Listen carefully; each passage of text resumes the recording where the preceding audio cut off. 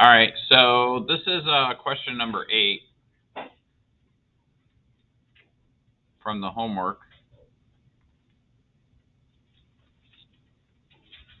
And it says, what is the initial velocity of a projectile that travels a total horizontal distance of 110 meters in 6 seconds when it's shot over level ground? So what's the first thing we do when we solve a physics problem? Yeah, so we're going to draw a picture. So I don't know what the object is, but I do know that it's going to be drawn. It's going to be shot over level ground. So this is my level ground. Okay. And now I'm going to label some things. I know that its path will be parabolic like this, right? And then it says it lands in the x direction. So we have this spot here. This is x sub 0 equals 0. This is x. The final position is 110 meters. And then remember that, oh, and then it just says the time. It does that in 6 seconds. The overall time is 6 seconds. And what they really want to know, and this is the tough part about this question, it's a little misleading. They really want to know what the initial velocity is. So they want to know what the vector is that's coming out of here, my initial velocity. Okay.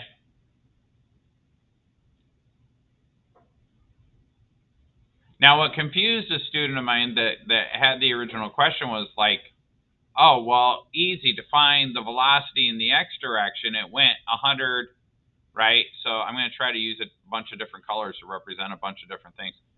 So in the x direction, to find v sub x, right? Because v sub x, the velocity in the x direction doesn't change. There's nothing pushing on it or nothing pulling on it.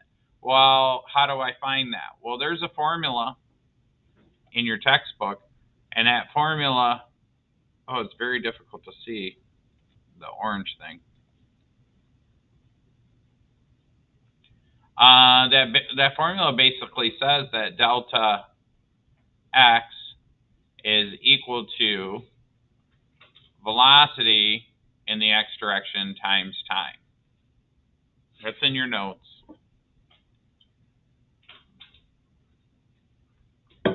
Do I know delta x? Yeah, remember that delta x is just going to be, remember that delta x is just x minus x naught, or 110 meters minus 0 meters.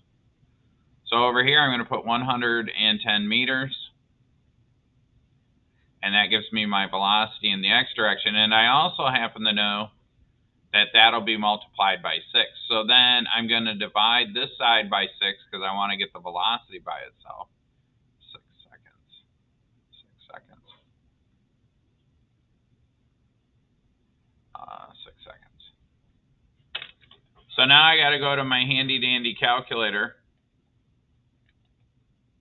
And I'm just going to say 110 divided by 6.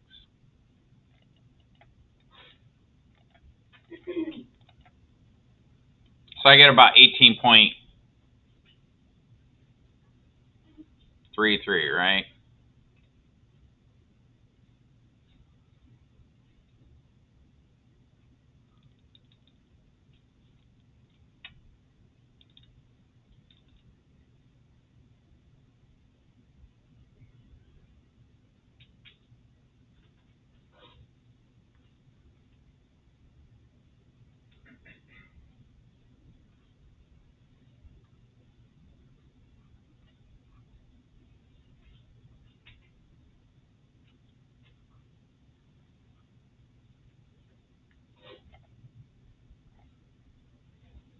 Now, the only thing I disagree with is that the textbook actually rounds that up to 19 meters per second.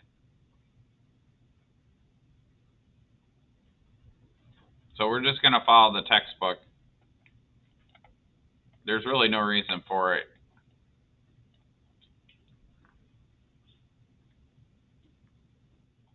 Okay. So I'm going to do it this way, and I'm going to go back to the fact that if I think of the motion where it has the initial v sub y, what is the final v sub y when it gets to the maximum height? 0. And I don't know what this is. But I do know that the acceleration due to gravity is this, and I know that a time that it takes to get to the maximum height is t. So now I just need to find a velocity equation that I can use that involves the initial velocity, the final velocity, acceleration, and time. Well, there's one in your notes that says Vy final, this is a much easier way to, is equal to Vy naught plus A times T. Okay. Well, we know that this is going to be 0 because that's at the maximum height. We don't know what this is, but we know this is negative 9.8 meters per second squared. Times 3 seconds. Okay.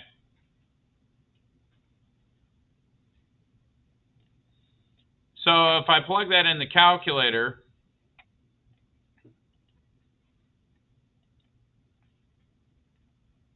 and I said negative 9.8 times 3, it's still the same number. Now you might say, well, Mr. Adams, well, that's the answer we had before. What's the difference? That only works if it's on level ground. Okay? If you're at a cliff, if you're on a cliff and you shoot it up in the air and it falls below and it's not on level ground, then the math won't work. So I don't want to show you that way. Plus, this is much easier. So then, what does that mean? Well, V naught minus 29.4, and that works out to be meters per second. If I add 29.4 meters per second,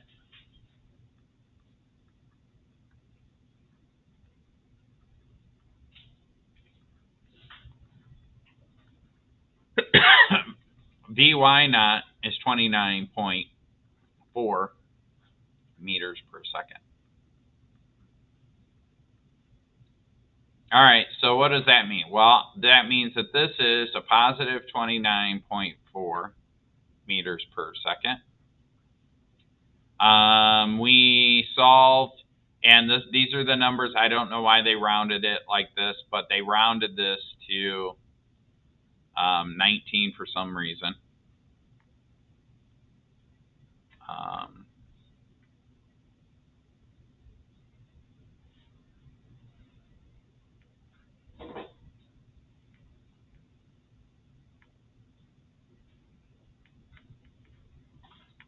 And then I just plug that into the formula to get my actual initial velocity.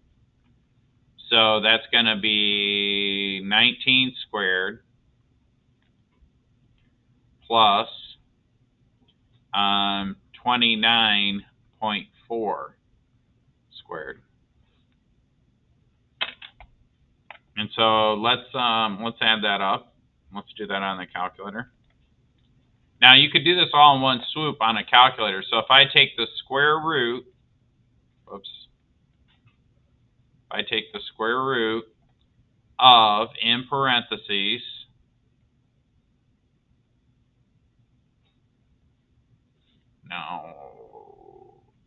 I don't like this calculator. Let's do it this way. Let's say 19 squared plus 29.4 squared. That's 864, and then we'll take the square root of that. How about that? Boom.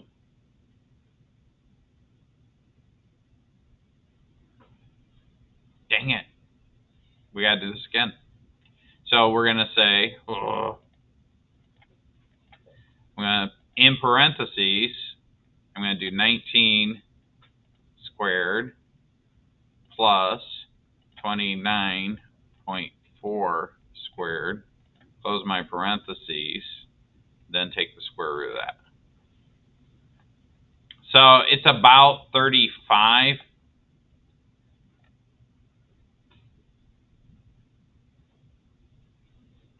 Man, this is very bizarre.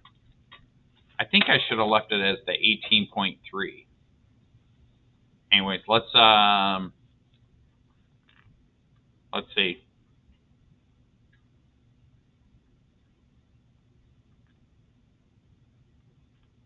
Was that one of the options?